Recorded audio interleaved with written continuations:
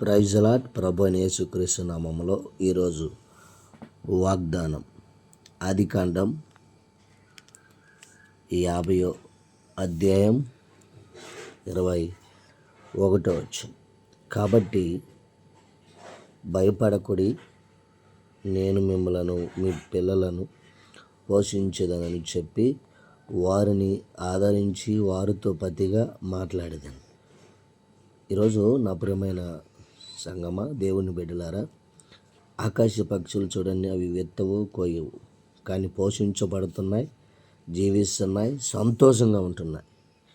ఈరోజు మీరు కూడా ఆయన వాగ్దానాన్ని బట్టి భయపడకుడి, నేను మిమ్మలను మీ కుటుంబాలను మీ పిల్లలను పోషించేదను. కుటుంబంలో ఉన్న పిల్లలను అందరినీ కూడా పోషించువాడు ఆయన. భయపడకుడి, మీ భారం ఆయన మీద వేయండి, ఆయన కాచి కాపాడేవాడు.